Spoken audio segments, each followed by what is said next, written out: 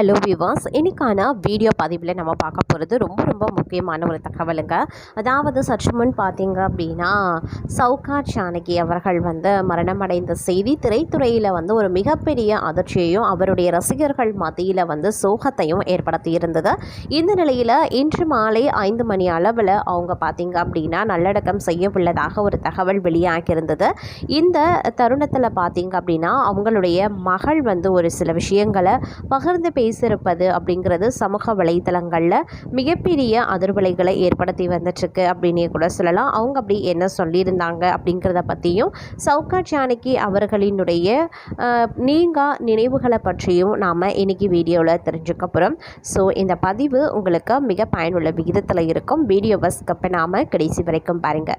வீடியோக்குள்ளே போகிறதுக்கு முன்னாடி இது வரைக்கும் நீங்கள் நம்ம சேனலை சப்ஸ்கிரைப் பண்ணலை அப்படின்னா உடனே சப்ஸ்கிரைப் பண்ணிக்கோங்க. அப்படியே பக்கத்தில் இருக்கக்கூடிய நோட்டிஃபிகேஷனுக்கான பெல் பட்டனையும் ப்ரெஸ் பண்ணிக்கோங்க. சரி நேயர்களே, வாங்க வீடியோக்குள்ளே போகலாம். சௌகார் ஜானகி பழம்பெரும் நடிகையில் முதன்மையானவங்க அப்படின்னே சொல்லலாம். 60 காலகட்டங்களில் பார்த்திங்க அப்படின்னா அவங்களுடைய நடிப்பாகட்டும் குணச்சித்திர வேடங்களாகட்டும் மிகவும் புகழ்பெற்றது அப்படின்னே சொல்லலாங்க. அவங்களுடைய இயல்பான நடிப்பால் அனைவரையும் கட்டி இழுத்தாங்க அப்படின்னே சொல்லலாம். அவங்களுக்கு எக்கச்சக்கமான ரசிகர்கள் இப்போவும் இருக்காங்க அப்படின்னு தான் சொல்லணும். ஏன்னா அந்த அளவுக்கு அவங்களுடைய நடிப்பு திறன் எல்லாமே பார்த்திங்க அப்படின்னா ரசிகர்கள் மத்தியில் ஒரு மிகப்பெரிய அளவில் வரவேற்பையே பெற்றிருந்தது அப்படின்னே சொல்லலாம். அவங்க பார்த்திங்க அப்படின்னா அவங்களுக்கு 2 மகள்கள் மற்றும் ஒரு மகன் இருக்காங்க. சௌகார் ஜானகி அவர்கள் பார்த்திங்க அப்படின்னா தன்னுடைய 94வது வயது மூப்பு காரணமாக அவங்க மரணமடைந்திருக்காங்க அப்படின்னு குடும்பத்தினர் தெரிவித்திருந்தாங்க. இன்றைய தினம் பார்த்திங்க அப்படின்னா அவங்களுடைய உடல் நல்லடக்கம் செய்ய உள்ளதாக தெரிவிக்கப்பட்டிருந்த நிலையில் மருத்துவமனையில் இருந்து அவங்களுடைய உடலை பார்த்திங்க அப்படின்னா வண்டியில் ஏற்றும் போது அவங்களுடைய மகள் பார்த்திங்க அப்படின்னா ஒரு சில விஷயங்களை சொல்லியிருந்தாங்க. அதாவது என்னுடைய தாயை யாரும் தொடக்கூடாது, நான் தான் தூக்கி வைப்பேன் அப்படின்னு சொல்லிட்டு அவங்க எல்லாரையும் தடுத்து நிறுத்தி நீங்கள் யாரும் தொடாதீங்க அப்படின்ற மாதிரி சொல்லியிருந்தாங்க. ஏன்னா சௌகார் ஜானகி அவர்களுடைய மகள் அவங்க தன்னுடைய தாய் தான் தனக்கு எல்லாமே அப்படின்னு சொல்லியிருந்தாங்க. ஒரு சின்ன கஷ்டம் அப்படின்னாலும் சரி, மிகப்பெரிய அளவில் எனக்கு சந்தோஷம் வந்தாலும் சரி, என்னுடைய தாய் எனக்கு ரொம்பவே உறுதுணையாகவே இருந்திருக்காங்க. அவங்க பார்த்திங்க அப்படின்னா அவங்க எந்த ஒரு விஷயமா இருந்தாலும் நான் என்னுடைய தாயான சௌகார் ஜானகி அவர்களிடம் பகிர்ந்து கொள்ளாமல் அவங்களிடம் கருத்துக்களை கேட்காம நான் எந்த ஒரு செயலையோ அல்லது முடிவையோ நான் எடுக்க மாட்டேன் அப்படின்னு சொல்லியிருந்தாங்க. அது மட்டும் இல்லாமல் அவங்க இல்லாத இந்த காலகட்டத்தை நான் இதுக்கப்புறம் எப்படி கடக்க போகிறேன் அப்படின்னு எனக்கு தெரியல. அவங்க இருந்த வரைக்கும் அவங்க மட்டும்தான் எனக்கு எல்லாமுமாகவே இருந்திருக்காங்க. இதுக்கப்புறம் நான் யார்கிட்ட என்ன கேட்க போகிறேன், எந்த ஒரு முடிவை நான் யார்கிட்ட சொல்ல போகிறேனோ யார்கிட்ட கேட்க போகிறேனோ அப்படின்ற மாதிரி ரொம்பவே வருத்தமாக பேசியிருந்தாங்க. அது மட்டும் இல்லாமல் அவங்களுடைய உடலில் அவங்க தான் எடுத்து வைப்பேன் அப்படின்ற மாதிரி அவங்க சொன்ன அந்த விஷயம் அப்படிங்கிறது ஒரு மிகப்பெரிய அளவில் சற்று பரபரப்பையே அந்த நிலையில் ஏற்படுத்தி இருந்தது. அவங்க சொன்ன மாதிரி அவங்களுடைய தாயின் உடலை அவங்க தான் சுமந்து ஏற்றிருக்கிறதாகவும் அங்கே இருந்தவங்களும் சொல்லியிருக்காங்க. இந்த விஷயம் பார்த்திங்க அப்படின்னா தற்போது சமூக வலைதளங்களில் தீயா பரவி வந்துட்டுருக்கு அப்படின்னே கூட சொல்லலாம். அது மட்டும் இல்லாமல் சௌகார் ஜானகி அவர்கள் 70 ஆண்டு காலமாக சினிமா துறையில் சாதிச்சிருக்காங்க அப்படின்னே சொல்லலாம். சினிமா தொடங்கிய காலம் முதல் கதாநாயகர்களினுடைய ஆதிக்கம் இருக்கக்கூடிய துறையாக இருந்து வரக்கூடிய நிலையில் அவங்களுக்கு இணையான வாய்ப்புகளும் இடமும் நாயகிகளுக்கு கிடைப்பது அப்படிங்கிறது எளிதானது கிடையாது அப்படின்னே சொல்லலாம். அதையும் மீறி சில நடிகைகள் அழுத்தமான பாத்திரங்களில் நடித்து பார்வையாளர்களின் மனதில் அழியாத இடத்தையும் பிடிச்சிருக்காங்க.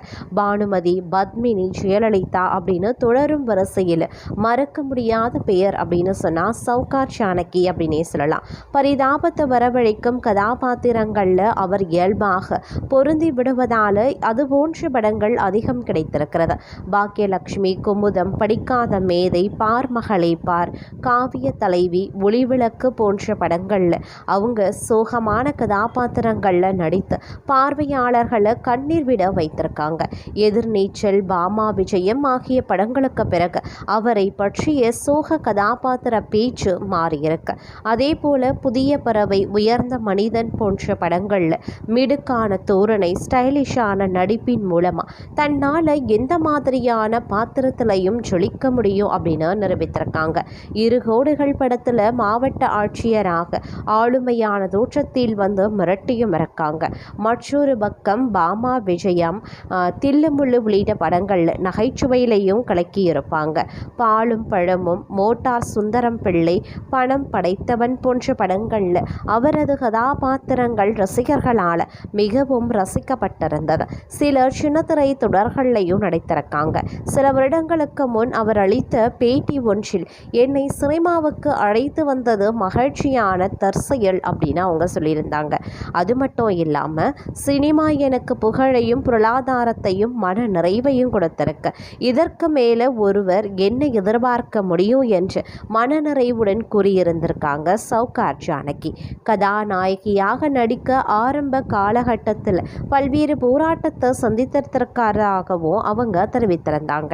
அந்த காலத்தில் கதாநாயகிகள் குண்டாகவும் நல்ல உடல் வாகுடனும் இருக்க வேண்டும் என்று எதிர்பார்த்தாங்களாம். நாயகியாக நடிப்பதற்கு தேவையான உயரமும் தோற்றமும் இல்லை என்று என்னிடமே சொல்லியிருக்காங்க.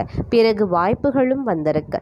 துன்பப்படும் மனைவி, கைவிடப்பட்ட காதலி போன்ற கதாபாத்திரங்களை ஆரம்பத்தில் கிடைத்திருக்கிறது. எனது முகம் அப்படிப்பட்ட கதாபாத்திரங்களுக்குத்தான் பொருத்தமாக தெரிந்திருக்கலாம். யாருக்கு தெரியும்? அப்படி நடிப்பதில் எனக்கும் சலிப்பும் ஏற்பட்டது. ஆனால் அதற்காக நான் வருத்தப்பட்டது கிடையாது.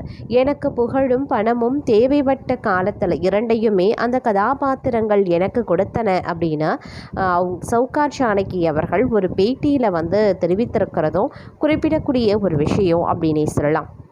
அது மட்டும் இல்லாமல் சௌகார் ஜானகி பார்த்திங்க அப்படின்னா பலரும் வந்து புகழாரம் வந்து பல பிரபலங்கள் வந்து அவங்களுக்கு புகழாரம் சுட்டியிருக்காங்க. பழம்பெரும் நடிகை சௌகார் ஜானகியின் மறைவுக்கு திரைப்பிரபலங்கள், அரசியல் பிரமுகர்கள் புகழஞ்சலி செலுத்தி வராங்க. வயோதிகம் சார்ந்த உடல்நல பாதிப்பு காரணமாக சென்னையில் இருக்கக்கூடிய தனியார் மருத்துவமனையில் அனுமதிக்கப்பட்டு தீவிர சிகிச்சை பெற்று வந்த சௌகார் ஜானகி பிற்பகல் 2 மணி அளவில் உயிரிழந்தாங்க. அவருக்கு திரைத்துறை பிரபலங்கள், அரசியல் பிரமுகர்கள் புகழஞ்சலி செலுத்தி வந்துட்டுருக்காங்க. தமிழ் திரையுலகின் மூத்த மற்றும் பழம்பெரும் நடிகை சௌகார் ஜானகி மறைந்த செய்தி மிகுந்த வேதனையும் அதிர்ச்சியையும் அளிக்கிறது என்று நடிகர் சரத்குமார் அவர்கள் தெரிவித்திருக்காங்க. தன்னுடைய தனித்துவமான நடிப்பு திறமையாலும் இயல்பான நடிப்பாலும் பல தலைமுறை ரசிகர்களின் மனதில் நீங்கா இடம் பிடித்தவர். தமிழ் மட்டும் இல்லாமல் தென்னிந்திய திரையுலகத்திலையும் தன்னுடைய சிறப்பான பங்களிப்பை வழங்கிய கலை ஆளுமை அம்மையாரின் மறைவு திரையுலகிற்கு ஈடு செய்ய முடியாத பேரிழப்பு அப்படின்னு சொல்லியிருந்தாங்க. அது மட்டும் இல்லாமல் நடிகை ராதிகா அவர்களும் பார்த்தீங்க அப்படின்னா புகழஞ்சலி சுட்டியிருக்காங்க. அதே மாதிரி ஏவிஎம் நிறுவனம், SV சேகர், நடிகை சிம்ரன், நடிகை சாக்ஷி அகர்வால், ஜூனியர் NTR போன்றோர் தங்களுடைய இரங்கல் செய்திகளை வந்து சமூக வலைதளங்களில் பதிவிட்டு வருவதும் குறிப்பிடக்கூடிய ஒரு விஷயமாகவே பார்க்கப்படுகிறது.